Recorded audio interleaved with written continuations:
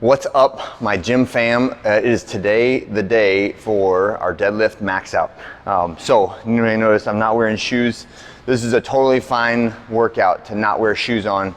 Something that it gets around to some people and then other people are discovering it for the first time, which means I need to spread this around more evenly to our population of gym members, is that I strongly encourage you to do some activities in the gym with your shoes off. And that it's not a weird thing to do. Don't feel awkward about it at all. And especially on a day like a deadlift max out day, this is another tool that you can use in order to improve your feel for the ground, your connection to the ground.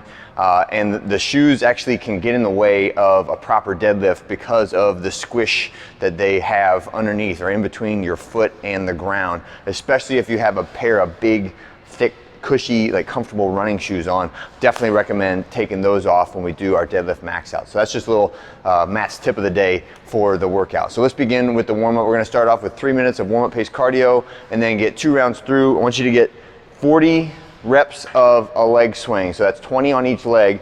I want you to do some of them forward, reverse, like so, and then leaning back a little bit, get another 10 going across your body.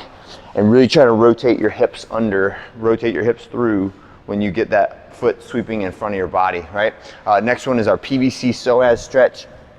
So we'll start with, stick the pipe into the ground with your hand up near the top, and then I want you to put your opposite foot, so this is my right hand, left foot in line with the pipe, and then I'm gonna step my right foot as far back as I can get it, and I'm gonna keep reaching and reaching and reaching back to where I'm leaning towards that pipe.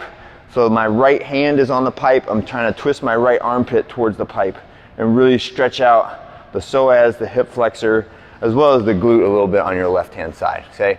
So we're just doing 4 reps on each side of that. Don't take too long doing it.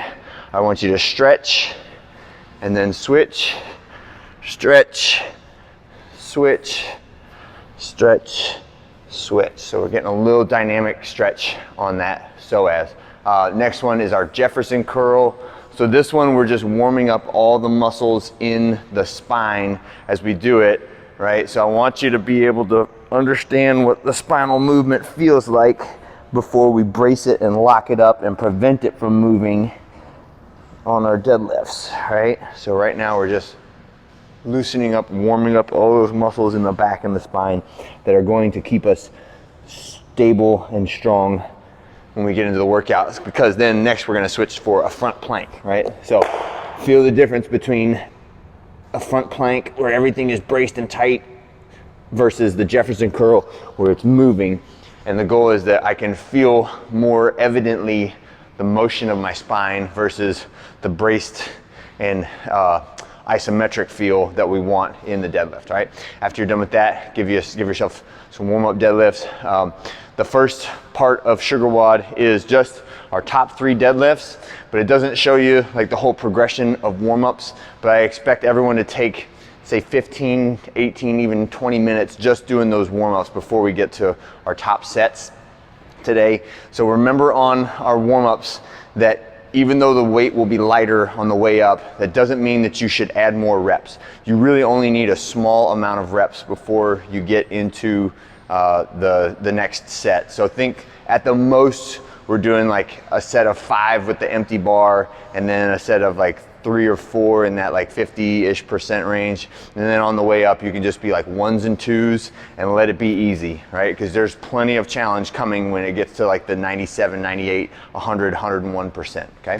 But that's our goal for today. And again, play this the way that you should, make smart decisions, right? If you haven't been following with the program, or if like last week you tweaked your back a little on something, or it's just not the right timing for you, then feel free. We're just doing 5 sets of 5, go to a moderate challenge.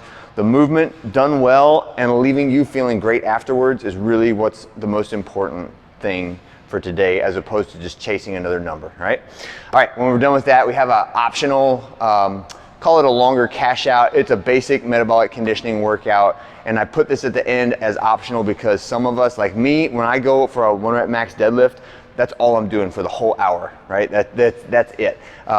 Some people who are faster than me at lifting like that, they'll be done with the deadlift and they'll be ready for a Metcon, and we're gonna provide an opportunity for that if you want to. So it's 10 minutes, 10-minute AMRAP, and it's just 2 exercises, right? 10 Russian kettlebell swings.